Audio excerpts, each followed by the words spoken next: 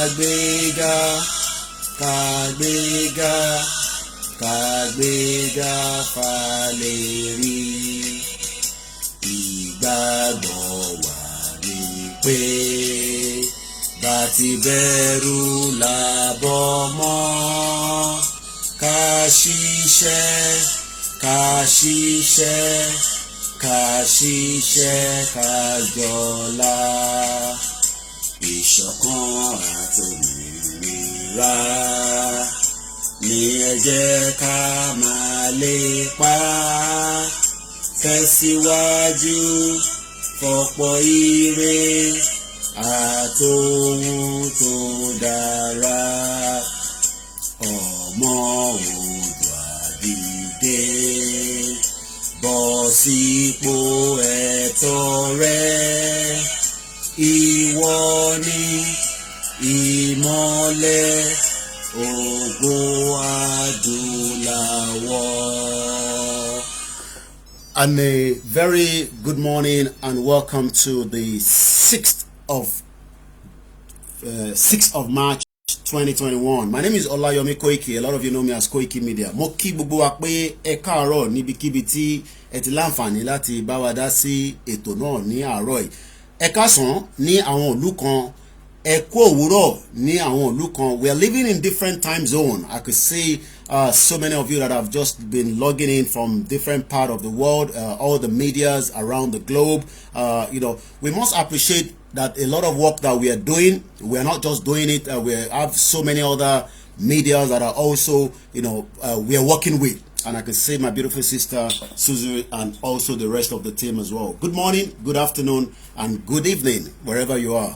I gbé ọ̀rọ̀ kan wá lánàá regarding our brother Awikønko, àkàndá ọ̀rọ̀ Awikønko, that Abefe. A lot of you must have heard about the story about what took place when I came out yesterday. I have a latest development on the case this morning, and I'll be explaining part of that. Please share the broadcast, and if you're watching live. It's not going to be a very long broadcast, but I will also have opportunity to open the phone line for the benefit of those of you that wants to join as well. First and foremost, yesterday we came out and we announced of his kidnap, but just about later in the evening, somewhere around in the evening, a lot of different people were calling. They wanted to know what had actually happened. But at about almost before 9 p.m., I got a very clear clarification on what he has done, or what has taken place, or what took place rather.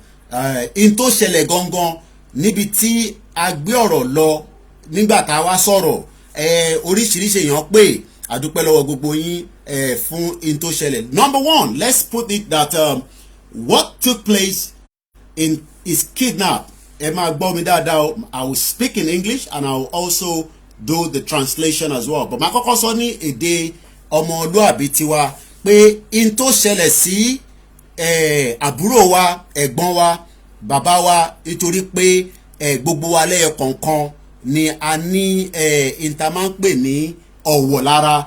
Like I said, you don't have to agree with him. We can never have the same union. Kò sí bá ṣe fẹ́ ṣe tó jẹ́ pé gbogbo ẹ̀ máa jọra wọn. Àwọn kan nífẹ̀ẹ́, àwọn kan nífẹ̀ẹ́. But nígbà tí nǹkan bá ṣẹlẹ̀ gẹ́gẹ́ bí ọmọ Yorùbá aláti jáde sọ̀rọ̀ náà ni. In tó ṣẹlẹ̀ gangan kò ní kankan ṣe pẹ̀lú ọ̀rọ̀ Yorùbá nation self-determination tá ń jà fún. Ẹ jẹ́ ká kọ́kọ́ gbọ́n yẹn dáadáa. In tó ṣẹlẹ̀ kò ní kankan ṣe pẹ̀lú Yorùbá self-determination tí àwa gbé dání. In tó ń ṣẹlẹ̀ tí wọ́n fi gbé Awikønko kò tún ní kankan ṣe pẹ̀lú ọ̀rọ̀ Chief Sunday Adeniyi Adeyemo tí gbogbo yín mọ̀ sí Ìgbòho Òòṣà. Kò ní kankan ṣe pẹ̀lú ẹ̀. So what I'm trying to explain is what took place for the fact that he was picked up day before yesterday has nothing to do with the Yoruba nation agitation, and that has to be put on record. But I will explain what I have as information that was given to me on what he has done. But before I do so, we spoke to somebody yesterday that is close to these individual. Abayan kan sọ̀rọ̀ lánàá. Nígbà tí a tó bẹ̀rẹ̀ ètò yẹn, ẹ̀yin tí ẹ bá follow wa lánàá, ẹ rí pé àkọ́kọ́ báyàn kan sọ̀rọ̀ kó tó di pé bí bẹ̀rẹ̀ sí sọ̀rọ̀. Ẹ jẹ́ aláǹfààní ká tún pe arákùnrin náà kóhun sọ in tí òun máa bá yín sọ. Then I will then come back and explain what I've been told that took place. Again, in tí wọ́n fi gbé Awikønko àkàndá ọ̀rọ̀ tí gbogbo yín mọ̀ sí àbẹ̀fẹ́ kò ní kankan ṣe pẹ̀lú Yoruba agitation. It's got nothing to do with the Yoruba agitation.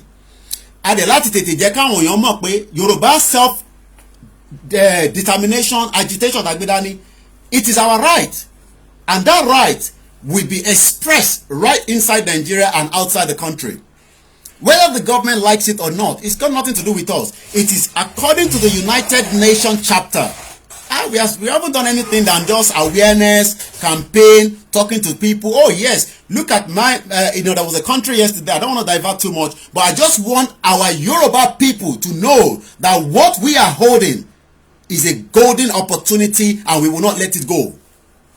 But we will come out and defend any Yoruba around the world, regardless of what and their status, whether they agree with us or not. There are so many Yoruba that believe in one Nigeria, and we must not fight them. It's a moving train, and that train will not wait for anybody. So when people say we are scared, I try to understand why you are scared. I understand that we are living in a society where our life has been mortgaged. So if you say something, people think that you're going to be killed. And yes, we know it does happen. But what we are fighting for, the Yoruba self-determination, the Oduduwa nation, whatever you want to call it, will materialize. It doesn't matter how long it will take and how it's going to happen. It will materialize. But we want to tell those, and this is what I have said so many times, before I go into the call, that we will beef you up. When I say beef you up, it doesn't literally mean we are going to harm you so that you can have weapons. No. We will give you the confidence to make you understand that Nigeria is not going to work, and it has never worked. If Nigeria was working like United Kingdom, where I live, where so many of you have opportunity to be living at the moment, 3 countries is operating as Great Britain, England, Scotland, Wales, and the 3 of them are operating where the lives of their citizens is working for them. And yet, Scotland, the Scottish, still wants to remain independent. So why are we now scared that we as Yoruba people and the Biafra that wants to have independence, why should we be scared? We are scared because the system has been put on us to be scared. And that is what we are doing. So when you see Chief Sunday and myself and the rest of the different team, Professor Banji Akintoye, I think and different people that you might never see, and they are working behind the scene, different conference call, this has got nothing for us to be scared of. And that is the point that we must continue to focus on. Whether the politician likes it or not, it's not our problem. This is not about APC, it's not about PDP, it's not about anybody. It's about our tribe that we are fighting for, and we will fight it to the end. And that is something I want us to hold on first. Let's put a call straight first, and then we will continue with the message this morning on what took place with Awikønko Akondaro yesterday, day before yesterday, when it was picked up.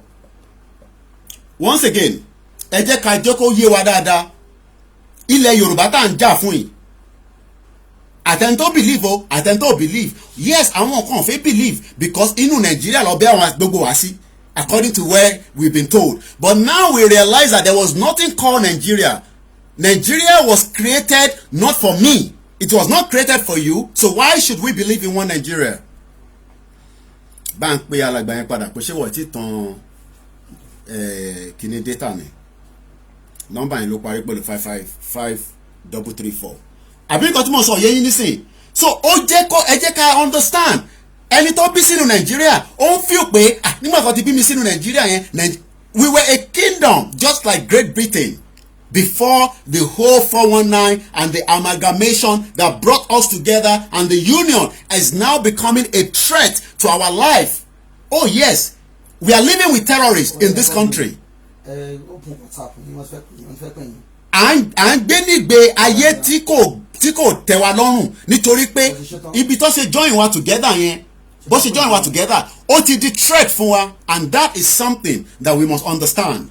à ń dúró fún ẹni tá a fẹ́ bá sọ̀rọ̀ ni before I tell you what I have been told based on the Awikønko issue, but I want us to speak to somebody first, and we're still trying to get through to him. As soon as we get through to him, and then I will go straight into that conversation. But while we're still waiting, I'm just trying to let everybody understand that we should not be scared of anybody. Why should we be scared? Oh, Nigeria is not working for us. We were a kingdom before Great Britain came to destabilize the whole system for their own benefit and nothing more than that. And I can say that categorically right inside here and even in UK. So if anybody is telling you that Nigeria is working, who is it working for? And on behalf of who is Nigeria working for? Àwọn wo ló ń ṣiṣẹ́ fún? It has never worked. Kò ṣiṣẹ́ rárá. So nígbà tí nǹkan bá dẹ̀ ṣiṣẹ́, tí ó bá jẹ́ pé ó ń ṣiṣẹ́ ni the injustice that is taking place. And I'm still going to talk about that by the time I reveal why Awikønko was arrested. Because there's so many injustice that is happening across the country. And even so many of us that you call yourself Nigerians, you go to your embassy, you are being disrespected as Nigerians. So what is the point? A country where you go to your embassy and they do not appreciate or even care about you. And I'm not joking. I don't have to go into all those details. Gbogbo yín pátápátá lẹ mọ̀. So nígbà tí kò ṣiṣẹ́ fún àwọn tó wà níta, báwo ló ṣe fẹ́ ṣiṣẹ́ fún àwọn tó wà nínú ilé? Nígbà tí Nàìjíríà ò ṣiṣẹ́ fún ẹ̀yin tẹ́ wà níta, I wonder why some of you, especially our professionals, our elite, that you are deceiving those in Nigeria, that Nigeria will work, even though you know that the country that you are staying across the world, kò ṣiṣẹ́ fún yín, it has never worked. So why deceive those at home? You think this is about politics? This is not politics. This is far beyond politics. What we are discussing in terms of a self-determination, that means we would have our own unit of police officer, army, navy. We will have our own immigration. We will have a system where everybody will be accounted for, regardless of your status. Whether it is me that commit the crime, I must be dealt with just the same way I will be dealt with in United Kingdom. But nítorí pé àwọn èèyàn bẹ̀rù, ẹ̀rù yẹn ló ti gbé sí wa lọ́kàn, kò jẹ́ kẹ́nì kankan kó láǹfààní láti fẹ́ sọ̀rọ̀. So tó bá ti wá sọ̀rọ̀ báyìí, á dàbí àtẹ́ pé wọ́n fẹ́ gáàgẹ́, and that's why people are scared. But táwọn bá ti wá yọ ẹ̀rù yẹn kúrò pé ìtagbé dání, oh yes, ó lè dogun lóòótọ́, and I'm not disputing that. But kó tó dogun, ẹ jẹ́ kí n gbọ́ láti ẹnu tí a bá sọ̀rọ̀ lánàá. Ẹ káàbọ̀ sórí ètò lẹ́ǹkan sí bàbá mi, akáàárọ̀, akú ẹbí mo fi ṣe mọ̀ pé Yorùbá tèmi ò dán mọ́rán, akú ojúmọ́. Ẹ fún wa ní orúkọ yín kí àwọn tó ń gbọ́ wa lórí ọ̀rọ̀ ẹ̀gbọ́n wa, àbúrò wa, bàbá wa, àkàndá ọ̀rọ̀ Awikønko. Ṣé ń gbọ́ mi? Ṣé ń gbọ́ mi? Èmi ń gbọ́ yín.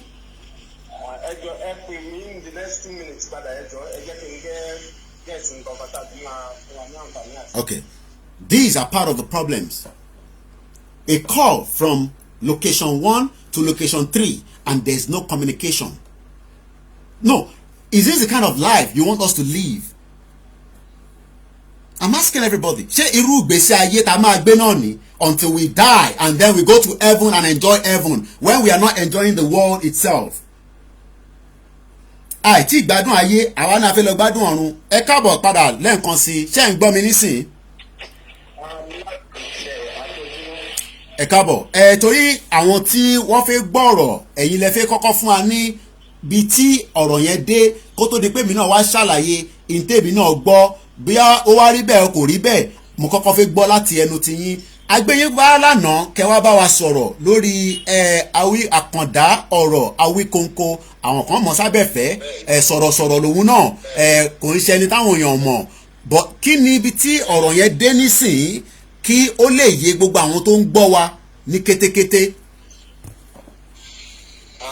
Ẹ ṣeun, ibi tí ọ̀rọ̀ dé dúró sí ọ̀rọ̀ ti ní ó ti ní ìyànjú because ibi tí a fojú sí ọ̀nà ògbàbẹ̀ ọ̀rọ̀ nípa Yorùbá nation làwa pè é pé wọ́n gbé fún àmọ́ nísìnyí a ti wá rí ibi tí ọ̀rọ̀ yẹn ti ṣẹ̀ wá. mo ń gbọ́ yín fún mi ní spíkà yẹn ẹ ṣe sùúrù ẹ jẹ́ kémi náà connect spíkà mi kó lè tẹ́lá pé ohun tí ń lọ́lẹ̀ díẹ̀ so that káwọn èèyàn lè gbọ́ yín dáadáa ó ṣeé ṣe kẹ́ má tètè máa gbọ́ ẹ̀mí ẹ̀yin ni kẹ́ ṣáà máa sọ̀rọ̀ lọ but tó bá yá ẹ máa gbọ́ èmi náà dáadáa ẹ ṣe sùúrù ẹ̀yin tẹ́ ń gbọ́ wa a fẹ́ gbé wọn wá sórí spíkà kí ẹ lè bá gbọ́ wọn dáadáa à ń connect ẹ lọ́wọ́ kó kọ́ kí ẹ lè débà yẹn. lẹ́ẹ̀kan sí a dúpẹ́ lọ́wọ́ gbogbo ẹ̀yin tí ẹ ti láǹfààní àti darapọ̀ mọ́ wa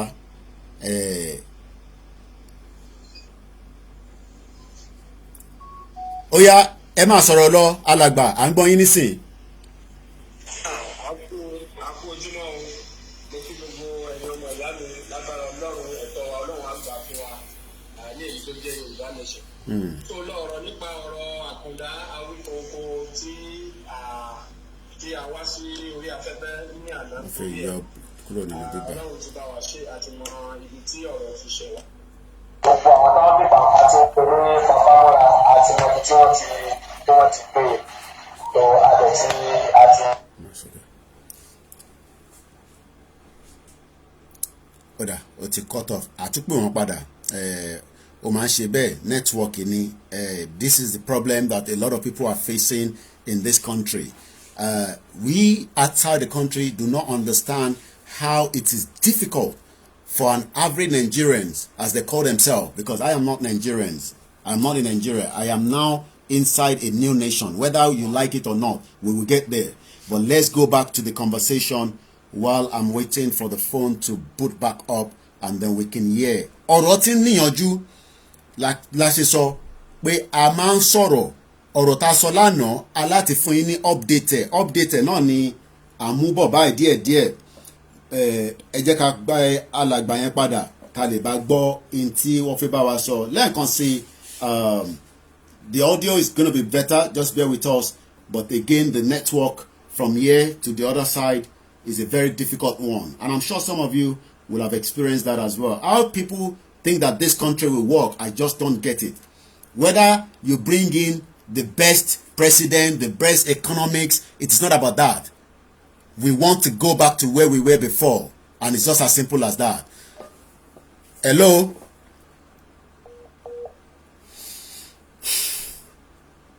What a country. Did you hear that? Nonsense. And people say we should continue with one Nigeria. Something like that. Okay, it has cut off again. We're going to try it again. And this is what people don't understand. That until we become on our own, we can then decide how we want to do innovation to make life meaningful. At the moment, Nigeria does not have meaningful for anybody. Everybody is just waking up. Hello? Hello, sir. Ó yá, ẹ máa bá wa sọ̀rọ̀ yẹn lọ.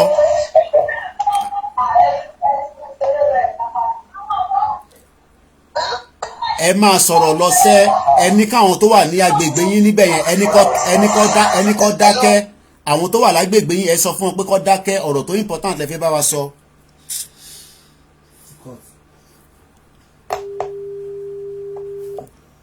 That's the problem in this country. Hello? Yeah. Ó yẹ ẹ máa sọ̀rọ̀ lọ, à ń gbọ́ yín. Hello. À ń gbọ́ yín, ẹ máa sọ̀rọ̀ lọ. Hello. Let me take it out from the speaker first. Ẹ máa sọ̀rọ̀ lọ, a ti connect yín mọ́ speaker níbí báyìí. Àwọn tó wà lágbègbè yín níbẹ̀ yẹn ẹni kọ́ dákẹ́, ẹni kẹ́ ń gbọ́ mi. Ẹni kọ́ dákẹ́, tèmi bá ti connect yín mọ́ speaker tèmi, ó ṣeé ṣe kẹ́ lè má tètè gbọ́ mi. Ẹ̀yin ẹ ṣàlàyé gbogbo tẹ́ bá fẹ́ ṣàlàyé, mo ní láti interfere. Tí bá fẹ́ interfere máa yọ kúrò lórí speaker. Ẹ bẹ̀rẹ̀ sí sọ̀rọ̀ nísìn. Gẹ́gẹ́ bí ọ̀rọ̀ tí a sọ sílẹ̀ lẹ́ẹ̀kan, a ní ibi tí a fojú sí ọ̀nà ògbàbẹ̀ lọ, ibi bí a bá ní pé àwọn tí a lérò pé àwọn ni wọ́n wá gbé àbẹ̀fẹ́ àwọn kọ́ ni wọ́n wá gbé. tó ọ̀rọ̀ nípa iṣẹ́ ni nígbà tí àwa kẹ̀ kúlẹ̀kúlẹ̀ ọ̀rọ̀ a rí pé ọ̀rọ̀ nípa iṣẹ́ ni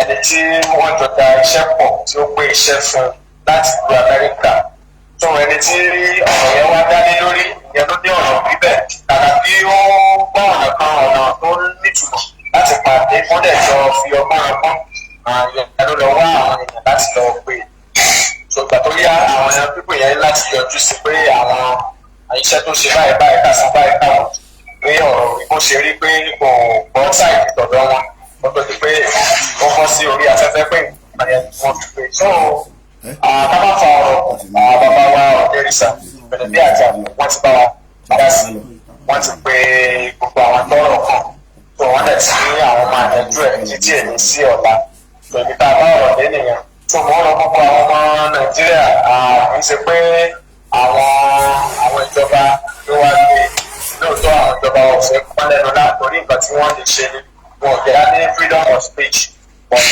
ìbẹ̀kọ́ ni ọ̀rọ̀ ti wáyé so ọ̀rọ̀ sì jẹ́ nìyẹn bàbá mi kò kí. ṣé ẹ̀ ń gbọ́ mi báyìí àbí kí n yọ ṣẹ̀ṣẹ̀ ń gbọ́ mi báyìí. in tí mo wá fẹ́ mọ̀ ni pé ẹ ní iṣẹ́ tí ó gbà tó ṣe òun ni ọ̀rọ̀ tí ó dálé lórí kò ní kankan ṣe pẹ̀lú ọ̀rọ̀ bí agitation tí àwa ń ṣe lọ àbí pé torí audio tẹ̀yìn release ẹ sọ pé torí pé bí a ó sọ̀rọ̀ lórí Yorùbá Nation àbí Chief Sunday Adéyẹmọ ṣé mo fẹ́ kẹ́ clear àárín yẹn. mo ní mo fẹ́ kẹ́ bá mi yan kẹ́ bá mi explain ibẹ̀ yẹn dáadáa pé kò ní kankan. àwọn tó ń pé ìgbà tá a bọ́ síta torí àwọn first suspect tá a mọ̀ náà ní ìjọba torí gbogbo ara mọ̀ pé kò sí freedom of speech nílẹ̀ ní orílẹ̀-èdè ìgbà tó yẹ ká suspect wọn nìyẹn àmọ́ kì í ṣe ọ̀rọ̀ nípa bí agitation wa tàbí ti olóyè Sunday Igboho kò ní ṣe pẹ̀lú àwọn méjèèjì rárá gẹ́gẹ́ bí mo ti sọ síwájú ọ̀rọ̀ iṣẹ́ tó ti ṣe fún àwọn kan ní èyí tí ó ṣe bí ẹni tí ò dùn mọ́ àwọn kan nínú àwọn ni wọ́n ṣe iṣẹ́ yẹn àwọn ni wọ́n wá àti wọ́n wá pè. ṣé tí wàá ń ṣe ìgbésẹ̀ ṣé tí wàá ń gbé ìgbésẹ̀ bí ẹ ṣe máa gba béèlẹ̀ àbí báwo kí ni ìgbésẹ̀ tẹ́ tí wàá ń gbé. bẹ́ẹ̀ ni ìgbésẹ̀ tá a ti gbé òde mo sọ síwájú yẹn wípé bàbá wa kábíyèsí Ọ̀dẹ́rìṣà Àjùgbẹ̀nu bí àjà wọ́n ti bá wa pé gbogbo àwọn tọ́rọ̀ kan wọ́n dẹ̀ ti ní kan pa náà pé ọ̀rọ̀ ilé ni kò ní ṣe pé à ń gbéra lọ sí ọ̀dọ̀ ọlọ́pàá ní lórí kò sẹ́ni tí ò ní ṣe mistake yẹn so mistake yẹn ó máa ń ṣẹlẹ̀ lọ́pọ̀ ìgbà tó kápá náà ní àárín wa kan ní bàbá bá wa dá sí fún. kó tó di pé màá jẹ́ kẹ́ lọ ẹ bá mi kí gbogbo àwọn ọmọ káàárọ̀ òjíire àwọn kan nífẹ̀ẹ́ àwọn kan nífẹ̀ẹ́ àmọ́ gbogbo wọn pátápátá ni wọ́n ti dá sí láti àná tí a ti gbé ètò náà jáde kò dẹ̀ ń ṣèmi nìkan mo dúpẹ́ lọ́wọ́ gbogbo àwọn tó kù tí wọ́n ti sọ̀rọ̀ lé lórí àtàwọn tó ṣe máa tún sọ̀rọ̀ lé lórí ẹ bá wa kí wọn kó tó di pé màá jẹ́ kẹ́ máa lọ. gẹ́gẹ́ bí ọ̀rọ̀ tí ẹ sọ kò ó ṣe gbogbo èèyàn náà ló máa nífẹ̀ẹ́ èèyàn ẹni tí wọ́n bá nífẹ̀ẹ́ ní gbogbo ọ̀nà ó yẹ kí irúfẹ́ nílẹ̀ kó yẹra ẹ̀ wò ìkọ́sẹ̀ máa tó lọ́dọ̀ àwọn ọmọ Yorùbá àwọn ẹ̀yẹn tẹ̀rí tí gẹ́gẹ́ bí orin gbọ́dọ̀ wa ní tayébẹ́lẹ́ ó ní sí 70% èèyàn bá ti nífẹ̀ẹ́ èèyàn wọ́n fi 30 tó kù lẹ̀ ọ̀nà òfin mú òun ṣe gbogbo èèyàn ló lè nífẹ̀ẹ́ èèyàn gẹ́gẹ́ bí ohun tẹ́ ní kí n ṣe gbogbo ẹ̀yin ọmọ Yorùbá lágbára lọ́wọ́ Ọlọ́run ìlépa wa lórí Yorùbá Nation Ọlọ́run máa fún wa ìṣẹ́gun ní tiwa àti jáwé olúborí Ọlọ́run tẹ̀ ti fún wa matter of time ni Ọlọ́run tẹ̀ máa fún wa délẹ̀ lórí àti gbogbo ẹni tó support àtàwọn tí ò support àwọn ní gbogbo ó yá iná ilé ìpínlẹ̀ ẹranko padà yá àtẹni tí ò support tẹ́lẹ̀ ìgbà tó tójú ẹ̀kọ́ bá ti ń kojú ilé mu ọ̀bá ìgbogbo wọn pátá náà yóò padà wá sí kíni wọn á bọ́ rẹ́lẹ̀ gbogbo wa náà àlẹ́ wá Yorùbá àìsọ̀tẹ̀ ní ìbàjẹ́ àti gbogbo àwọn diaspora agbára Ọlọ́run kéré òkòdélé o ojú kì í ti náà lẹ́ ní rìnrìn àjò ní sájò àtẹ̀ní dúró ìṣẹ́jú kan fẹ́ nìkan kan wọn bá máa gbogbo ẹni tí adọ́wọ́ sí pé kí gbogbo Yorùbá dúró káfò nínú ìyà àti òṣì lágbára Ọlọ́run àbí dúró ìṣẹ́jú kan fẹ́ nìkan kan wa ìgbà tó orílẹ̀-èdè yìí bá máa di ìmúṣẹ láìpẹ́ láì jìnnà gbogbo wa mọ̀ ní wọ́n ṣàwátì bó ṣe máa jẹ́ ìgbàgbọ́ lọ́wọ́ náà. àtẹ̀yìn náà gbọ́dọ̀ mi pẹ̀lú ojú òní tì wọ́n alárí méje òun yàyà mẹ́fà tẹ̀sí pé ṣe ẹkú ìfọmọnìyàn ṣe. lẹ́yìn tí olóyè wa Sunday Igboho bàbá kò ní sùn yìí kò ní rẹ̀ ní o wọ́n ní lókèlókè báyìí ní ìtàsá òkè òkè báyìí lẹ́ mú oru sí àwọn wáyé tí dáhùn lọ́ máa dárí o. wọ́n ní ìgbà ọkọ̀ ìgbà àdá wọ́n ní ibi tí wọ́n bókè ìdí tẹ̀ òkè ò jẹ́ òkè òmú òkè ní ó padà wá mọ́ ní gbogbo ẹnikẹ́ni tó bá ti lọ́wọ́ sí àbúrú pé kí àtàwọn kó má di nínú sẹ́ gbogbo wọn la máa kó ní wọn lágbára lọ́wọ́ Ọlọ́run bó ṣe máa jẹ́ nìyẹn ìdí awúgbà ààrẹ ti rọ̀ pọ̀. ẹ ṣé gan ni ẹ jẹ́ fi sílẹ̀ a tún máa sọ̀rọ̀ lẹ́yìn ẹ ṣé gan ni. For the benefit of our brothers and sisters, and I always say that clearly all the time, a lot of people think when we speak English is to satisfy a particular tribe or so. No, no, no, no. It's to satisfy even our own tribe. I understand we are Yorubas, we must speak Yoruba. But what about our children that do not understand Yoruba and we want to carry them along into the new nation? So when I start speaking Yoruba every time, and our children, who we are fighting for, you think I'm fighting for myself? No, no, no, no. We are fighting for our children. Yours, mine, and the ones and the next generation. And that is why we must carry along everybody. Yes, we must speak English so that we can also carry along our other brothers and sisters from the Biafra, the Middle Belt, the Shekiris, and some of them that do not understand our language. But our language is something that we must be proud of any day, any time, and that cannot be taken away from us. That is why we want to come out of this shit-hole country called Nigeria. What has English done for us? It has created more problem. More 419. That is what English have done for us. So what is the point of the English? But the English is to communicate to so many of us that are not have opportunity to understand the language. Some can understand, but they cannot speak it. Some can speak it, they can't understand it. But what the brother was trying to explain to us, so that I can go straight into the into the conversation. The brother was saying that the brother that was kidnapped, from what I said yesterday, was a personal kind of conversation that took place. I've been given the details. I don't have to go into too much of it, but he has clarified it. So what took place was, just like trade by barter, and I'm sure you know when there's always a dispute must be resolved. But the manner of the way the dispute is resolved in the country is something that reason why we must have a proper system, which is not going to happen in Nigeria until we have our own nation, where yes, you will have disagreement with each other and you can take yourself into the police station. But there will be a way and manner that it has to be done, not the way and manner that it was done when he was kidnapped, because that was what took place. But now we realize and we understand from what he has said that somebody gave Awikønko a job to do, and that job tend to become something that he probably the information given to him on a particular person. I don't want to mention the name of that person yet, but I have the name of the individuals that were involved. But that is not what I am here for. We are only here to clarify one thing that is got nothing to do with the Yoruba nation. And let's give thanks as well to Chief Sunday Adeyemo, because he also took all the necessary steps as a Yoruba man fighting for the Yoruba cause on behalf of our brother that was kept. So what I will try to say is, we will not relent. Whether it's Awikønko, whether it's not Awikønko, we are fighting for all the Yorubas, even those that believe in one Nigeria.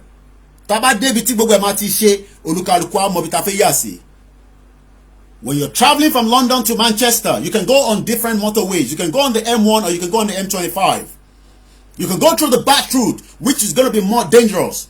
We will come out of this country and things will be done properly, just the same way it is done across the world. We are not going to die before we go to heaven and go and enjoy heaven. No, we will deal with that problem, and that problem is nothing more than a Nigeria that has to break. It's just as simple as that. You don't have to agree with it. Some say, because we don't want the Yoruba to become the next president. Who cares about the president? Are we talking about the president here? We are talking about a nation that is about to be giving birth, and it will give birth regardless of what anybody say, because we are not going to back down on this issue. And we will put everything we have, every intellectuals, we will speak to every intellectuals around the world to make sure it becomes successful. It's not a one-man's fight, it's everybody's fight. So that is what took place when it comes to the issue of Akondaro Awikønko. The issue has gone, the issue that the federal government knows is inside the United Nations chapter. You have the right to say you don't want to be part of a country anymore. So what I'm going to do quickly, we will give opportunity to 1 or 3 or few calls just to balance it. And then we will bring the broadcast back down. I might be coming back on again because we have few 2 or 3 people that you might be seeing later on. So let's go straight. If you know the number, let's give you opportunity to hide your voice, because it's not just about me. I always say it's about every one of us. Nigeria will fall. It doesn't matter what you think about Nigeria. I don't care whatever you think about Nigeria. Whether you have investment here or not, that investment will be inside a new nation. Hello? Yeah, mo lórí show. I saw it later. Then to ba mo kwa lórí show. Come on, take me listen. +447594050979. Let's take your call so that then we can say, you know, a very good morning to those of you watching us from around the world. Hello, caller. Hello, good morning. Good morning. Straight to the point. Yes, I'm Shegun by name. I live in Lagos. Go ahead, sir. I'm very happy that we've been moving forward and we've been making progress concerning our agitation. Thank you very much. Of being a country of our own. Thank you, sir. We know that the system was fraud. Yes. We were never won. That is why we don't understand ourselves. Yeah. And we can never understand ourselves because we have different ways of communication. The Aboki man believe that their destiny is to be poor. If you are poor for life. That is their belief, that it is destiny. If you are rich for life. And we, the Yoruba, we don't believe in that. We believe that if you work, you will be successful and you will be rich. And we believe that we can lift ourselves up by creating jobs so that another person can work. When the person work, provide job for another person. But Aboki believe that in the morning, no, let me go to Alaji's house. Let me sit down there and take some food at the some food. Then he will now take us to the farm. We'll work for him. In the evening, we'll go back there and eat morning and night with them. So we don't have the same belief. We don't have the same initiative. So I don't see why somebody will just come up one day and join us together. Okay, fine, you join us together. This is after 100 years. Now we said we don't want to be one again. Yeah, that yeah. We want to stand on our own. Yes, the law is go ahead. Yeah, because of so many callers, my brother. Not that I want to shut you down. I love your conversation. No.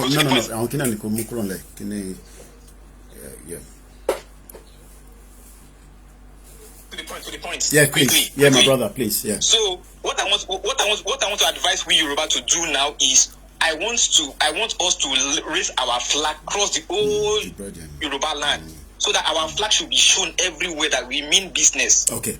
Because we've not come out to declare publicly. Let's come out and declare this thing publicly. Okay. I hope you're doing a lot as well in your own vicinity, in your own area, in creating awareness. Okay. Yes. All right. Back more than 10 years ago, I've been preaching this. Wow, 10 years ago. Wow, thank you very much. Let's give more people opportunity so that we can get few calls more as well. Hello, good morning, caller. Straight to the point. Ekaro. Okay, +4475. Please help me put the number and then I can pin it. +447594050979. Some of you have the number, some of you do not have the number. But let's allow more people to call. Please, if you're calling, let's make it very fast so that more people will also have opportunity to have their voice into the conversation. Go straight to your point. Eka Rosa. Ekabo. Good morning. Eka Rosa, Mr. Koiki. Eka Rosa. It's been a very wonderful journey. Thank you very much. Adúpẹ́ lọ́wọ́ Ọlọ́run fún gbogbo nǹkan tó náà ti ṣe. Ẹ sà kémi lọ sí point kẹ́lómi lè sáré wọlé. Ẹ sà nǹkan tẹ́mi fẹ́ ká ṣe ń sìn ojú pé ẹ sà kí ni next move? Ẹ má kàn já àjòkó báyìí. Normal thing ni pé téèyàn bá fẹ́ gba freedom. Kò sí bẹ́ẹ̀ ṣe fẹ́ gba freedom tí ò ní sí tàjẹ̀ sílẹ̀ na normal thing. Téèyàn kan bá ń sọ fún mi pé wọ́n ní ta ẹ̀jẹ̀ sílẹ̀ irọ́ ni o. Èmi ò ní parọ́ fún yín. Nǹkan tẹ́mi fẹ́ ká ṣe ń sìn ojú pé ìjọ́ wo la fẹ́ bẹ̀rẹ̀ next protest and non-stop protest. Nǹkan tẹ́mi fẹ́ kẹjẹ́ ká sọ nìyẹn. Kìnì kan ṣe kìnì kan. Tẹ bá dúró bí àwọn bàbá Fẹ́nifẹ́re nothing will happen. Àwọn bàbá wèrè yẹn tí ọba lọ máa ká wọn mọ́lé wọ́n máa pa wọ́n dànù lẹ́yọ̀kọ̀ọ̀kan kọ́ sọ fún wọn pé kọ́ go on ẹ̀ tó bá jẹ́ lóòótọ́ ni pé wọ́n fẹ́ Yorùbá fún ire wo lọ́ fẹ́ Yorùbá fún níbi táwa wà ń bì báyìí mi ò ní parọ́ fún yín àwọn tó jẹ́ organisation oríṣiríṣi cooperative tó ń help àwọn èèyàn up and down bí tí free education wà free education wo la Fẹ́nifẹ́re ṣe rí ìkan wá jáde ó nù FFK wèrè rádaràda tí ò ní túmọ̀ tó jẹ́ pé àwọn èèyàn wá bọ́ ṣe fẹ́ pààyè dànù lẹ́nu mẹ́ta yìí. Ó máa jáde ó máa jáde láìpẹ́ but awareness yẹn náà láti lọ ẹ tó bá ń pè ẹ bá mute background ní ẹjọ́ ẹ tó ń pè ẹ ti wọlé ẹ bá mute background. If you're calling, please do. The number has already been pinned for the benefit of those of you that wants to join the broadcast as well. I think we have another caller coming. It's not connecting through yet.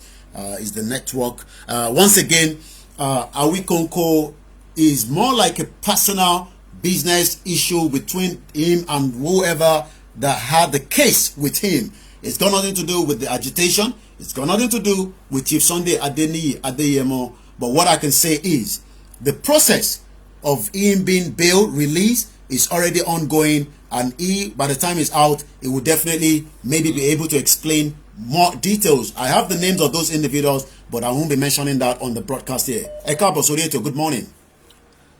Yes, Mr. Koiki, Akim Lonsoro, thank you so much for your efforts. Thank you. So I'll be quick because of other callers. To entice our youths, they have to come on board because with our Yoruba nation, this school will never go on strike. The school, we are going on strike for 1 year, more than 1 year, because I want to buy in the same bed, value education. With our own country, they should come on board. All of them, they will never go on strike. With value education, there's going to be free education, and also we can host World Cup because we'll be well organized. Expose people, and we can even win the World Cup because we need to get bribe. I think that's some of the benefit. I will take 3 more calls because I'm still coming back live. I can assure you, because we have some very powerful guests this morning, and one of them is already waiting, for me. So that's why I have to start winding down as well. So I'll just give opportunity for 2 more after this. So after this is only 2 more left. Boss, okay? Hello, caller. Okay, it seems that person is listening to themselves again, which is not very good. But once again, Awikønko that was kidnapped, because the manner and the way it was picked up without no any no warrant, that shows the system is still fraud, not working. And that is something that we will understand, that the more you say you want to be in Nigeria, kill Nigeria before Nigeria kills you. Hello, good morning. Good morning, Yomi. God bless you, my brother. Amen. God bless you. Amen. God bless you. God bless you. Amen. Just to encourage you, I don't have much to say. Okay. I thank you, and I've been speaking for some time Yeah, now. definitely, yeah. God bless you. All right. Amen. It shall be well with you. Amen. Amen. And I want you to know one thing for sure. For those of us in diaspora, we are solidly behind you. Thank you very much. You are really doing something marvelous. Thank you, sir. You are really doing something marvelous. Thank God you, sir. Bless you. Amen. More appreciate. And your entire household. Thank God you, sir. Bless you. Thank you. That nation will be a reality. Lágbára Ọlọ́run. Inshallah. Thank you, my Thank brother. you. God bless. Bye bye. All right. So this is gonna be the the last call like I said, do not worry. I'll be back again later on, not too long, because those two guests, will give us something before they go. But one of them is already waiting for me, and I need to go and see, so that I'm not keeping him waiting for too long. My name is Olayomi Koiki. A Yoruba nation is non-negotiable. How it's going to happen, we leave that to the creator. But we will be the one to activate it. Just like somebody said, should we start a protest? Should we start a rally? Something will give way for something. And that something is getting closer. The campaign and the awareness is for everybody, not just for one person. And every single one of us, just like so many people are doing different things, we will get there, but we need that awareness. The last caller. Hello, Ekaro. Amen. mi ò fẹ́ gbà ní àsìkò sẹ́rí gẹ́gẹ́ bí nǹkan tí kọ́lá yẹn sọ nǹkan tó next thing tó yí abáfẹ́ ṣe ń sìn oníkẹ́jẹ́ ká mọ̀ because tẹ bá wò dáadáa tẹ bá ṣàkíyèsí àwọn ará Èkó àwọn tó wà ní Lagos State yẹn wọ́n ti ẹ̀ rí nǹkan tẹ̀ ń ṣe yìí wọ́n rí bí nǹkan tó serious. Okay. Yes, wọ́n rí nǹkan tó serious tẹ bá wò ẹ̀ rí pé sáìdì àwọn Ọ̀yọ́ State bí lọ sí sáìdì Oǹdó lọ sọ́sùn Èkìtì kọ̀ọ̀kan ibẹ̀ ni a ti mú ọ̀rọ̀ yìí kí ibẹ̀ náà ti mú serious. Gbogbo Lagos State yẹn kò sẹ́nìbọ̀dì tó raise anything wọ́n wò it's like wọ́n wo kíni bí ìgbà tí ìlànà ṣe eré ọwọ́ ṣẹ́gẹ́t. Ọlọ́run àtẹ.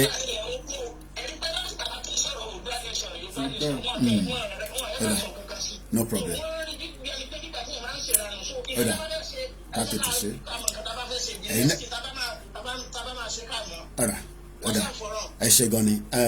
And that will be my last call. I won't take any more call by my phone, Danny, because we need to go now. What I can say is, oh yes, it looks like we're not doing anything. Oh yes, I know we're not doing anything.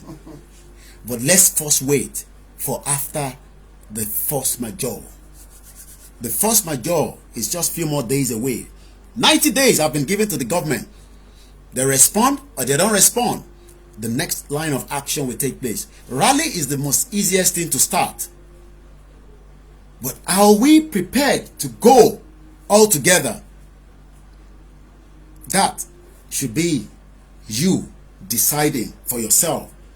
Me, I will lead the rally right inside this country. And I'm not joking. Are you watching me? Or later? Ṣé ẹ láǹfààní pé tá bá dá rally yẹn sílẹ̀ nísìn ẹ máa jáde tán pẹ̀lú wa? Think about that. Sleep with that. Pé rally yẹn ò ní ṣẹlẹ̀, ó máa ṣẹlẹ̀. The rally will come up.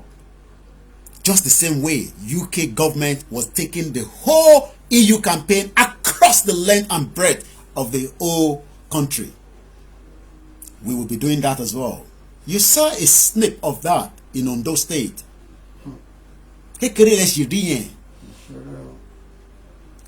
No be joke. But some of you are thinking it's a joke. You think we're scared of a government because we want to discuss and tell our people that we have something better than what they've been giving them. The fraud. It will happen. But we need these.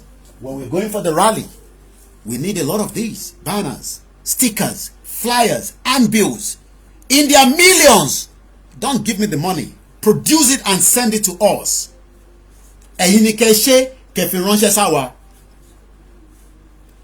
We will set the whole Southwest painted with the word Yoruba nation. What political party kankan? Chief Sunday nìkan ni ó fẹ́ jáde ni. No! Gbogbo wa ni Chief Sunday. Professor Banji Akintoye wà níbẹ̀. Gbogbo àwọn bàbá wà níbẹ̀, àwọn màmá wà níbẹ̀. Ẹ jẹ́ dá dúró báyìí. Mo sọ fún yín nílùú òyìnbó ní last year. Mo ní mò ń fẹ́ lọ́wọ́ ni. Ó ń súnmọ́. This election nílùú yìí. Election kẹ̀. Kí ló ń jẹ́ kò ní da fẹ́ election. Mo rẹ́rìn. I see some of our some of our people that still believe in, they don't want Nigeria, but they say that we are trying to create nonsense. That, you know, when somebody becomes the president, then he will give us Yoruba. Can you come and the president? We are not interested in any presidency. He thought he just ṣe, ó ti tó. For years. He tí gbogbo ti just ṣe, ó ti tó. Eléyìí, a ní ṣe mímọ́. Wàláì kàláì símọ́ bí láì làzílà hùwà. Kò ń ṣe pé, kò ń ṣe pa fi ń dán ẹnu. Àwọn ọmọ dúró tán. Èmi ni mo ń rí wọn lójoojúmọ́. Eléyìí ṣàrọ̀ rí fọ́ọ̀n là ń sọ mọ́ nísìnyí. Physical, I dey see people now that they say wọ́n dúró tán, but kí gbogbo wa ká fi ṣọ̀kan ká lè fi kọjá lọ. Ẹni bá lọ sọ pé ó kàn tẹ̀ lọ tẹ pósítà pé election pósítà. Ẹ jẹ́ àdémọ́bẹ̀ ẹ tún pàdé mi láìpẹ́. Orúkọ tèmi ajẹ́ Olayomi Koiki, confirm ọmọ Ìjẹ̀bú Òde, proud Yoruba man on Nigeria. Dá fún Nigeria. Ó dàbọ̀ jàre gbogbo yín. I'll see you again later. Bye for now. Nigeria.